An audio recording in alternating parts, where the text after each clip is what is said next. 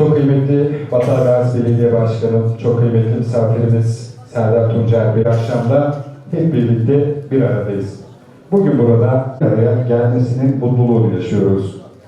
Bu buluşmanın her biri gençlerin düşünce dünyasını, ilçemizde kültür ve sanat bilincinin gelişmesine büyük katkı sunuyoruz. Yanında oluyor.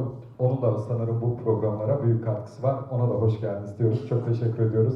Değerli hemşehrilerim, her programda sizleri değişik bir simayla, hakikaten geldiği her yerde iz bırakan, kurduğu her cümleyle üzerimizde tesir eden kıymetli misafirlerimizi sizlerle buluşturuyoruz. Bugün de yine hakikaten memleketimizde kıymetli bir değer, bizlerin de birçok televizyon programında özellikle titizlikle programlarını takip ettiğimiz, izlediğimiz dönemin dervişi, hem geçmişi hem geleceği çok güzel şekilde harmanlayan şair, Üstad Serdar Tuncer Üstad'ınla sizleri buluşturduk. Bizleri kırmadılar. Şimdi iyi bir insan, meşrebi, mezhebi, hayata bakışı ne olursa olsun yalan söylemez. İyi insansa yalan söylemez. Ama Müslümansa asla yalan söylemez. Söyleyemez.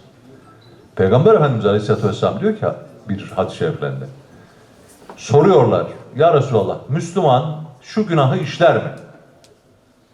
İşleyebilir diyor. Hani insandır, nefsine uyar, işleyebilir. Peki şu günahı işler mi? İşleyebilir diyor. Şu olabilir. Yalan söyler mi? Söylemez diyor. Bak hepsi olabilir ama yalan değil. Eskiler der ya, yalanla iman bir arada bulunmaz. Şimdi Sevr mağarası Mekke'den Medine'ye hicrette sahabelerden 10 kişilik bir grup gitmiş, 12 kişilik bir grup. Hazreti Ebubekir Efendimiz hicret için bekliyor.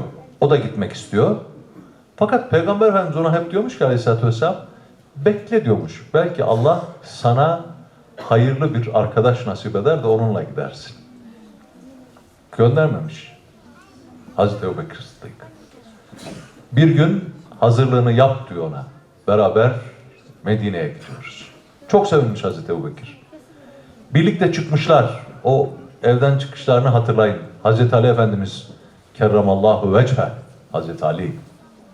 Başka. Bak şimdi ifade ederken Hazreti Ali diyoruz. Eskiler böyle demiyordu. Sakı-i Kevser, Fatih-i Hayber, Zevci Fatıma-tü Zehri, Varisi Ulumun Nebi, İmam-ı Ali kerramallahu vechhe. Tarih buydu. Hazreti Ali Efendimiz Aleyhisselatü Vesselam'ın yatağına yatmış. Müşrikler onu Allah Resulü zannediyor. Allah Resulü Yasin suresinin ilk ayetlerini okuyarak onların gözüne toprak atıp aralarından geçmiş gitmiş. Hazreti Ebubekir Efendimizle buluşmuşlar.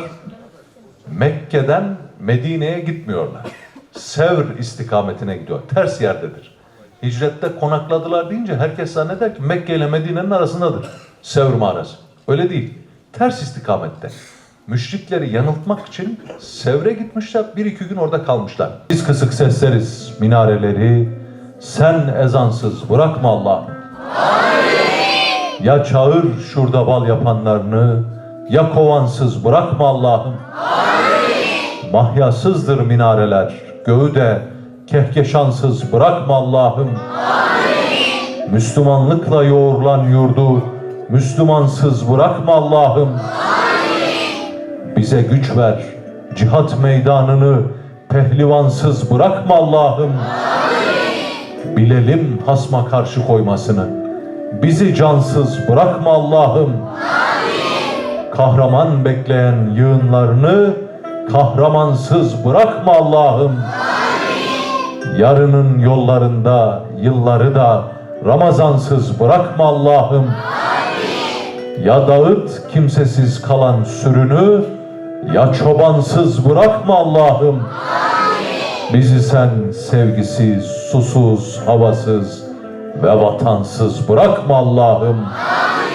Müslümanlıkla yoğrulan yurdu Müslümansız bırakma Allah'ım. Amin.